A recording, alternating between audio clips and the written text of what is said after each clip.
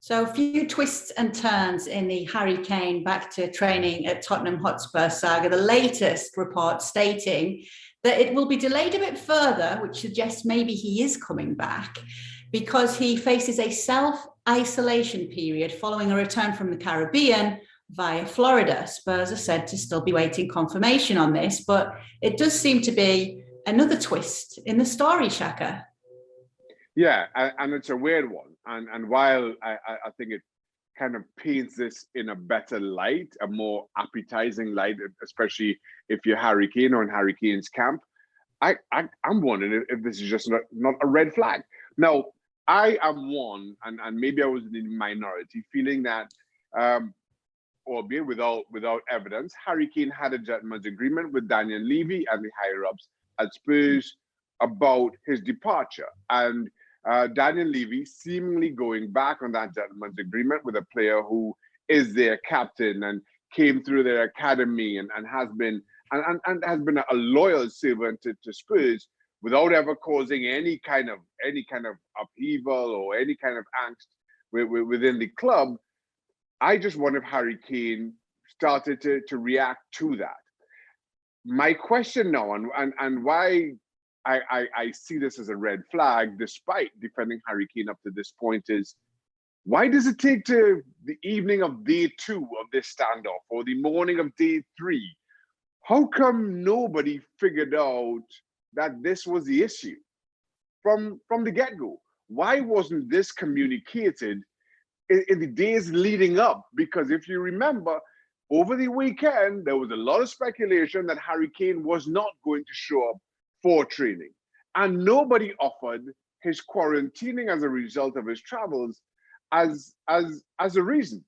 Now, if that was in fact the reason, I think we would have heard about it a whole lot sooner.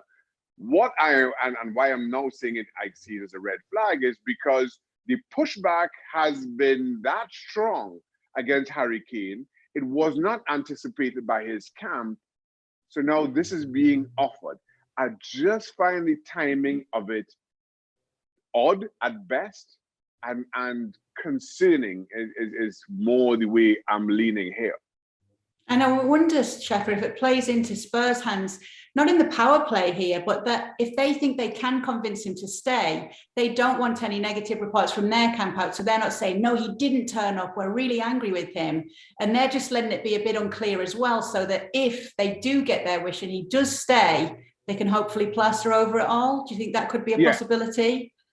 Absolutely. I think this is an effort by Spurs, by Harry Kane and his camp, and by huge sections of the media, given Harry Kane's reputation within English football, what he means as England captain, an England team that just got to a Euro final, an England team that are still trying to rally around the fallout after their exit at that Euro final.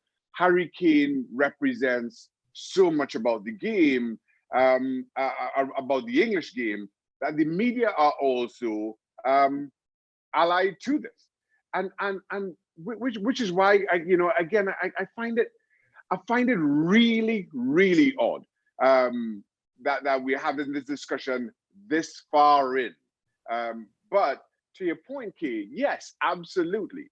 If there is going to be some kind of a kiss and make up between Harry Kane and Daniel Levy, this goes a long way to that, because it's protecting Harry Kane's reputation and standing within the game. And I'm sure he's appreciative of that from Spurs and Daniel Levy. Thanks so much for watching ESPN on YouTube. And for more sports highlights and analysis, be sure to download the ESPN app. And for premium content and live streaming, subscribe to ESPN Plus.